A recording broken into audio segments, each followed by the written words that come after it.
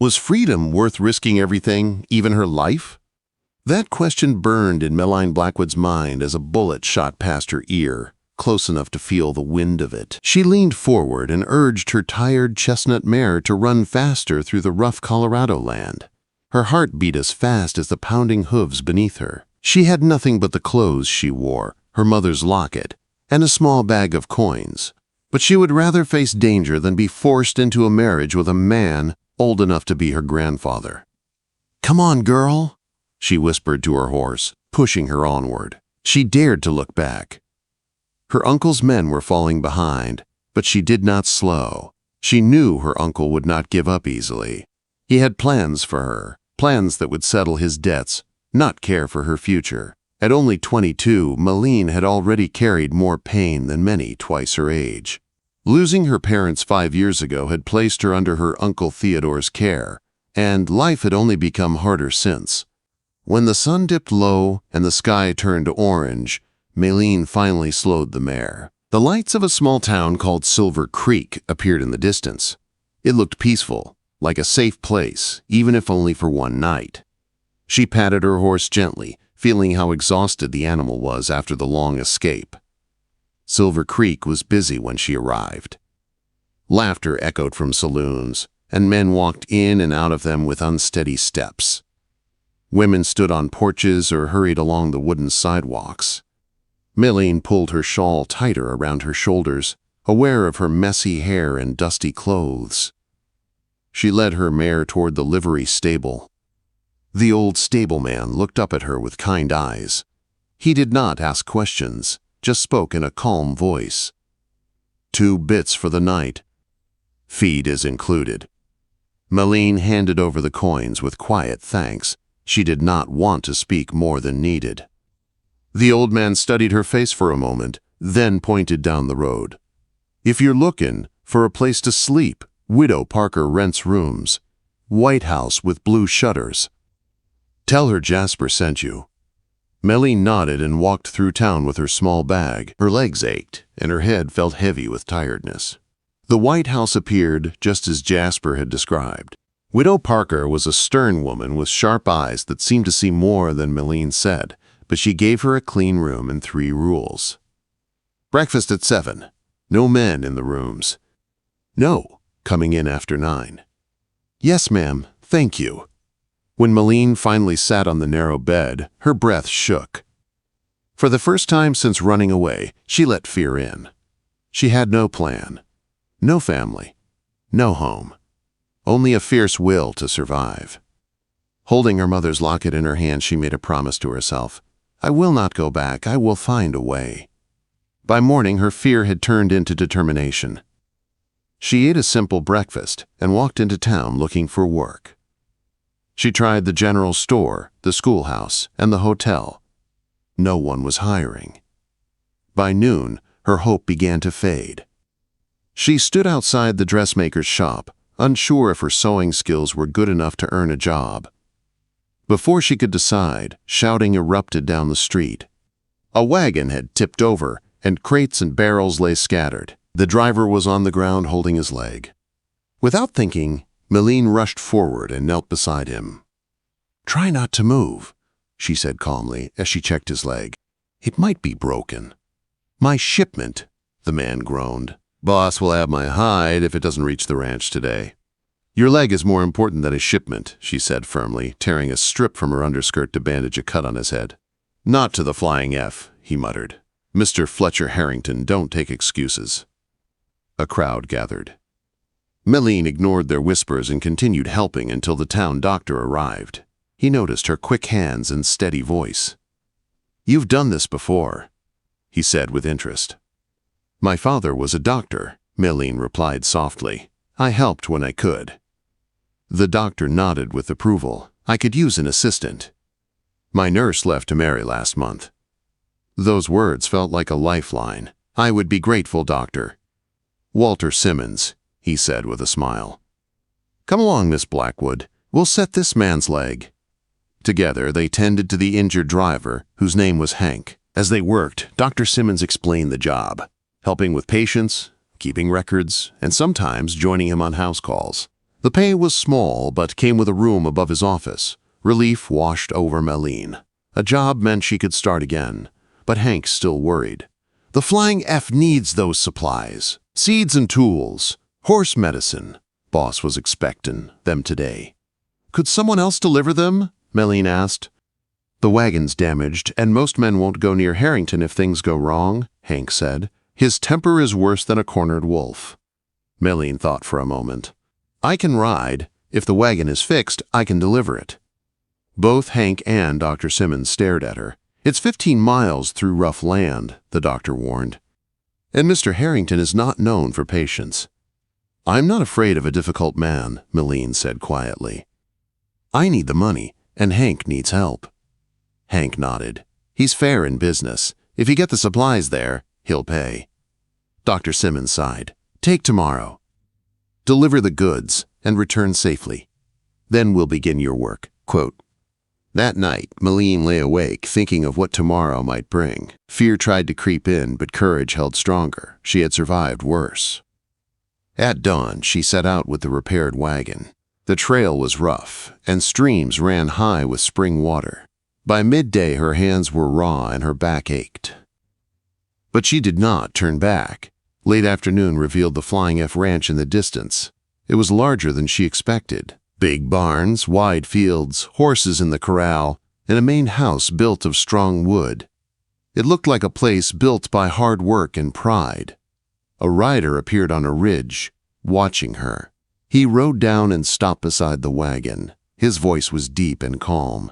You're not Hank. He was tall, with broad shoulders and sharp blue eyes. No, sir, Meline said, sitting straighter. Hank had an accident. I am delivering the supplies. The man studied her for a long moment. And you are? Meline Blackwood. I work with Dr. Simmons in Silver Creek. He nodded slightly. I'm Fletcher Harrington. You're at my ranch. Follow me. Her heart skipped. This was the man everyone warned her about.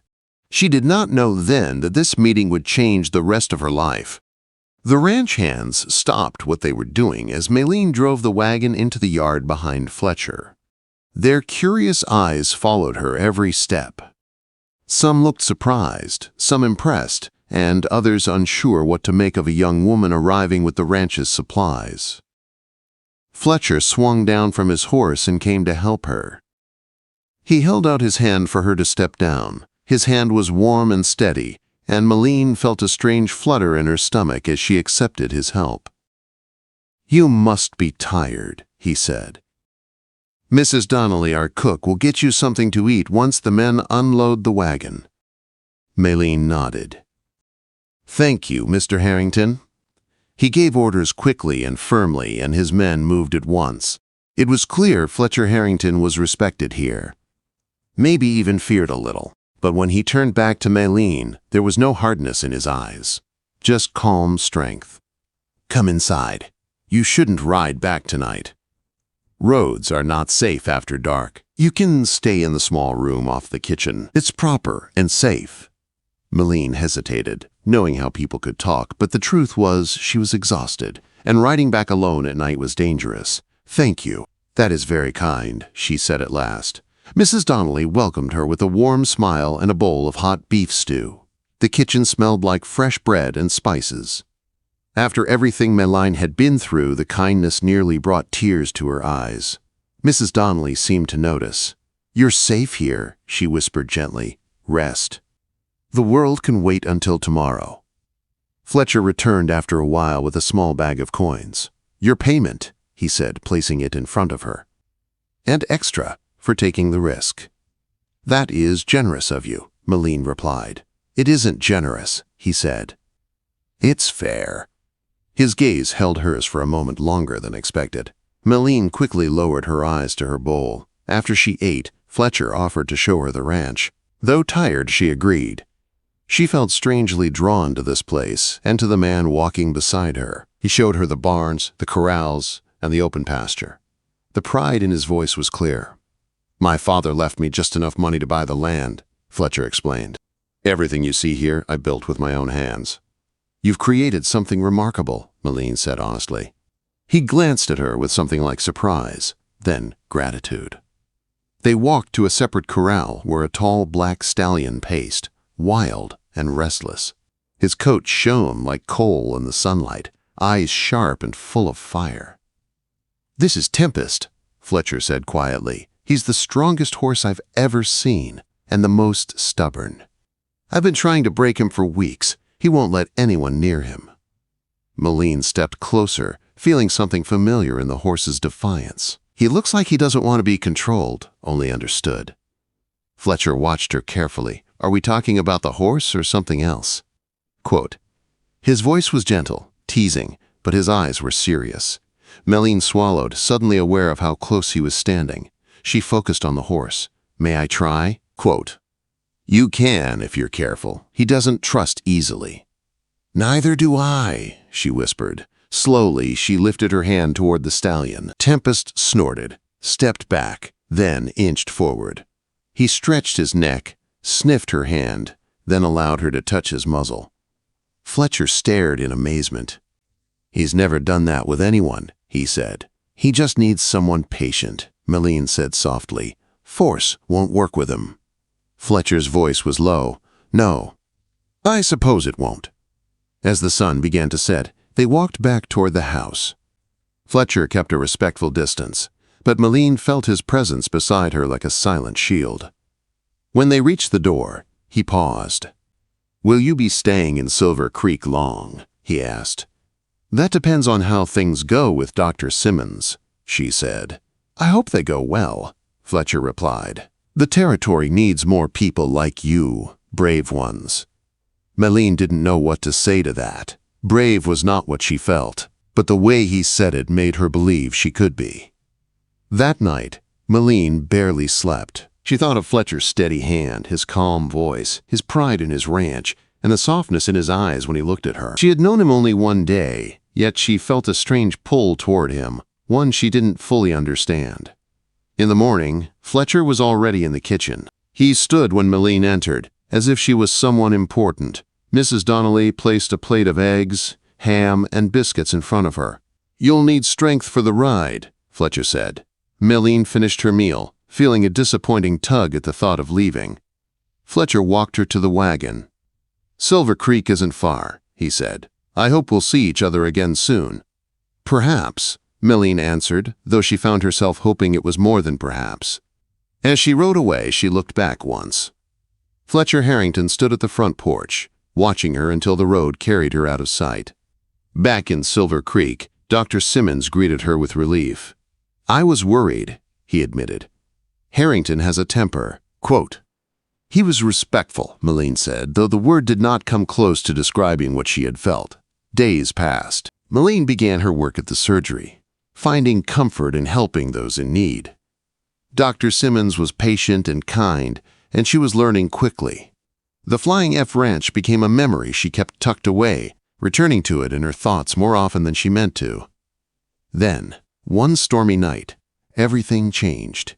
A loud knock shook the surgery door. A ranch hand from the Flying F stood soaked, panicked. "Doc, you have to come quick." Mr. Harrington, the stallion, threw him. "He's hurt bad. Might not make it." Dr. Simmons grabbed his bag.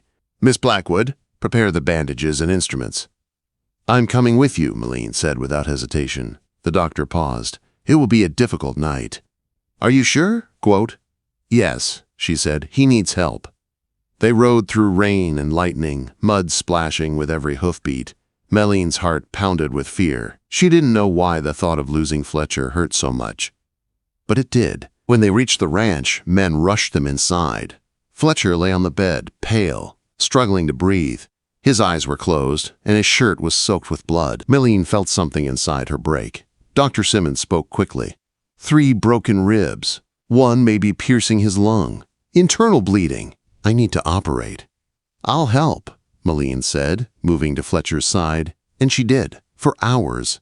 When the surgery ended, Dr. Simmons exhaled. "He may live if he makes it through the next few days." "I'll stay," Meline said. "He won't fight alone." She sat beside him through the night, watching his shallow breaths, praying he would not slip away. By sunrise, she was still there, holding his hand like she could keep him alive through sheer will. And she wasn't leaving. The days that followed were some of the longest of Meline's life. Fletcher drifted in and out of fever, sometimes whispering things he would never have said awake. She fed him broth when he could swallow, cooled his forehead, changed his bandages, and spoke to him softly, even when he could not hear her. On the fourth night, as rain tapped gently on the window, Meline sat in the chair beside his bed and finally allowed her eyes to close. She had barely slept since arriving. A weak voice pulled her from her doze. "You're still here." Meline's eyes flew open. Fletcher was awake, his tired blue eyes focused on her. Relief washed over her so strong it nearly brought tears.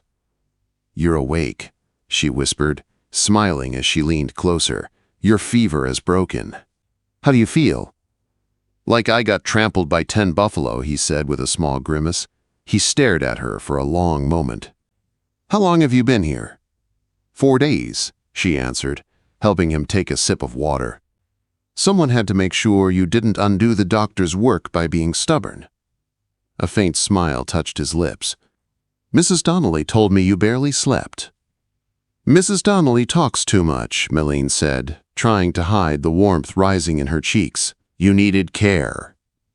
"And you stayed," Fletcher said softly. His voice was weak, but the meaning behind his words was strong. "Thank you." Quote, "You should rest," she said, adjusting his blanket. "Your body needs to heal." His hand reached for hers, holding it gently. "Will you be here when I wake?" "Yes," she said without hesitation. In the days that followed, Fletcher slowly regained his strength. Dr. Simmons returned to town, trusting Meline to continue his care. Meline moved to a guest room nearby, but visited often to check on him. Their conversations grew longer. They spoke of their childhoods, their dreams, and the struggles that shaped them. Fletcher noticed the pieces of her story she avoided. One evening, he said her name for the first time in a soft, careful voice. "Meline, what are you running from?"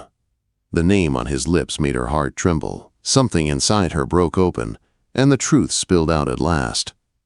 Her parents' deaths, her uncle's gambling, the forced marriage she escaped. Her voice shook. "He'll look for me. He won't let go easily." Fletcher's expression hardened with quiet anger and steady resolve. "What is your uncle's name?" "Theodore Blackwood." He nodded slowly. "I know of him, a man who deals in lies and fear." He leaned forward, his voice low. "You are safe here.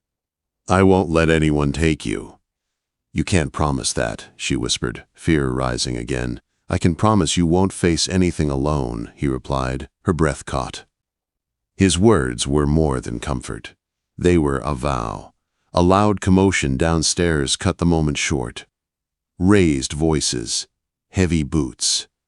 Marcus, Fletcher's foreman, rushed into the room. "Boss, men from Denver are here, asking for Miss Blackwood." Meline froze. "They found me so soon." Fletcher pushed himself up despite the pain. "Marcus, gather the men. No one takes her." "Fletcher, no," Meline begged. "You're still hurt." "I won't be the cause of violence."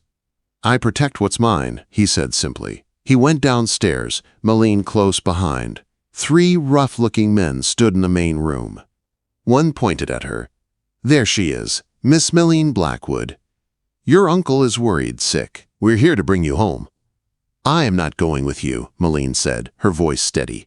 "Tell my uncle to leave me alone." Quote, the men stepped forward, but Fletcher blocked them. She said no, she stays. "This is family business," the lead man snapped. "Stand aside, Harrington." "Not today," Fletcher said, his voice turning to steel. "You ride out now while you still can." More ranch hands appeared, rifles ready. The 3 men realized the numbers were not in their favor. They backed away toward the door. "This isn't over," the leader warned. "Yes, it is," Fletcher said. His voice left no room for doubt. When they were gone, Meline's body shook with fear and relief. Fletcher steadied her. "This won't end until your uncle no longer has a claim," he said. He held her gaze. "There is one way to make sure he can never take you back." She swallowed. "Marriage." "Marriage," he confirmed. "If you agreed, I'd protect you. You'd have a home here, a name no one would dare challenge." "You don't even know me," she whispered. "I know enough," he answered. "You're brave, strong, kind, loyal, and I am all ready." He stopped, searching her eyes. "I'm asking because I want to, not only to shield you." Quote. Meline stepped away, overwhelmed. A life with Fletcher, a man she had known only weeks, and yet her heart already knew him. He offered partnership, not chains. "I need time," she said. "You have it," Fletcher replied. But the next morning her decision was clear. She found him in the corral with Tempest. The wild stallion moved toward her, calm, as if he sensed her resolve. "I'll marry you," she said, "on one condition." "Name it." "This must be a true partnership. I won't be owned. I won't be silent. I stand beside you, not behind." Fletcher took her hand gently. "That is the only way I would want it." 3 days later, they were married in a small ceremony on the ranch. She wore a simple blue dress. He gave her a gold ring that belonged to his mother. When he kissed her, his touch was gentle, careful, and full of promise. That night, when she grew nervous, Fletcher spoke softly. "Nothing will happen that you don't want. Not tonight, not ever." For the first time in her life, Meline felt safe. Weeks passed. Their marriage grew from respect to deep affection. They learned each other's strengths, trusted each other's choices, and shared the weight of life. Fletcher healed. Meline took on ranch duties and helped with injured workers. Fletcher admired her more each day. One morning, a ranch hand rode in at full speed. "Riders coming, armed!" Meline and Fletcher walked out side by side. Theodore Blackwood sat tall on his horse with hired guns behind him. "Meline," her uncle called. "Enough running. Come home." "I am home," she answered. "With my husband." The standoff was tense. Guns ready, hearts pounding. But Fletcher's men held firm, and Theodore's courage faded when he saw he was outmatched. His hired guns rode away first, and he soon followed, defeated. Meline stood tall the whole time, Fletcher's hand steady in hers. Months turned into years. The ranch grew. Their love deepened. Their partnership stayed strong, just as they had promised. 6 months later, Meline sat on the porch with her hand over her stomach, smiling. "Fletcher," she whispered, "we're going to have a baby." Quote. His eyes filled with joy as he wrapped her gently in his arms. "You've given me the greatest gift," he said, "a family, a life I never dreamed of." Meline looked at the land they had built together. Freedom, safety, love. She had all of it now. She rested her head against his chest. "I told you I wasn't easy to hold." Fletcher kissed her forehead softly. "And I told you I'll just hold on tighter."